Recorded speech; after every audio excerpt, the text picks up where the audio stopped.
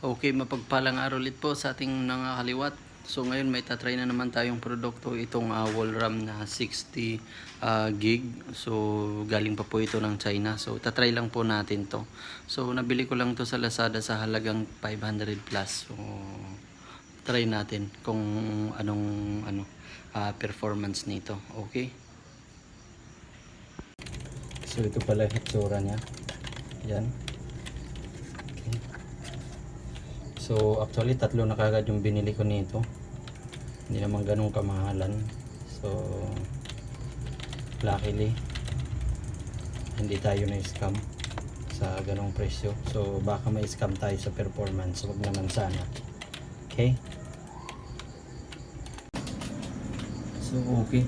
Ayan, nandetect na kagad siya sa tax 100 GB. So ito naman yung aking bootable na USB na may OS. Okay, format natin. So try natin. Okay, kung okay ba i-format. Okay.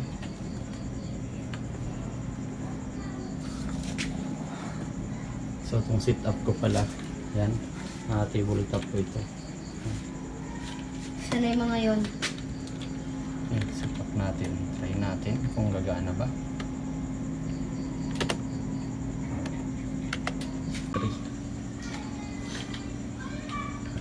Okay.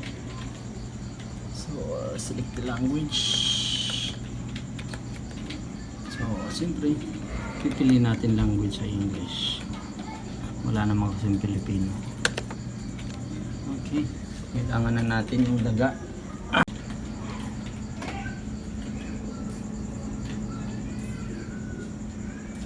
So, ayan yung ating 60 GB. Naging 55.4 na lang, parang pang OS na lang talaga to eh. So ito talaga gagawin lang natin to para pambuot lang ng OS, at saka dito ko na rin i-install yung aking browser, yung aking Google Chrome. Okay, so wala akong i-install dito na games, at yung mga games ko doon ko i-install sa hard disk. Okay, so next na natin. Ayan yung ating. So huwag kayo mag-i-expect yung 60 GB ninyo magiging 60 GB din. Wag, hindi po talaga yung sagad. So ganito lang. So parang motor lang din pag sinabing 125cc. Hindi naman talaga kayang patakbo yung 125cc pag stock. So ganun din to. Ayusin na to. Yung hard disk natin ganun din. Okay, titingnan natin to. Mga ilang minuto to. Mag-format. Kung mabilis ba talaga.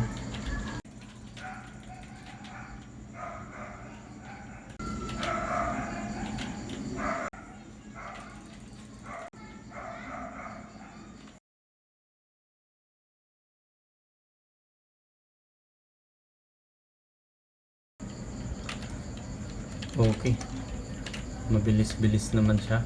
So mga 2 minutes lang yun, pinast forward ko lang, pero nasa 2 minutes lang yung formatting niya.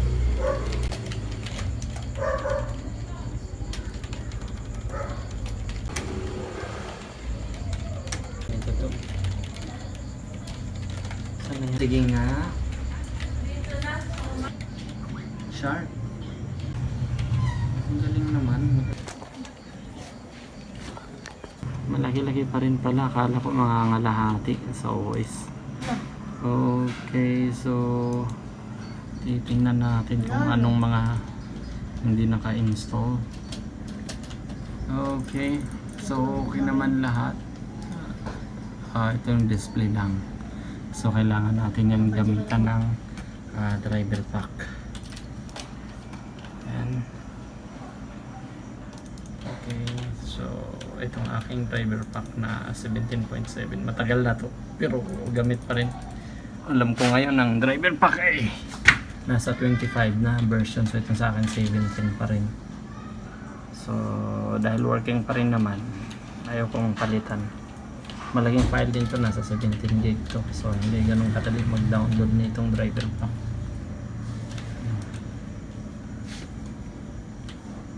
Yan, driver pack solution para sa ating mga drivers na hindi pa na-install. Yan, katulad yan ng display.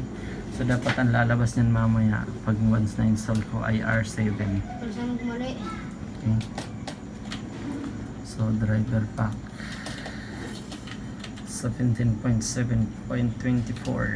Okay, so click natin tong expert mode. Okay, yeah. So install drivers, install automatically. Tingnan natin yung software. Okay, isa-isahin lang natin. Update lang tayo. Isa-isa lang. So ganun lang. Isa-isa lang hanggang sa matapos. So ito na ang ating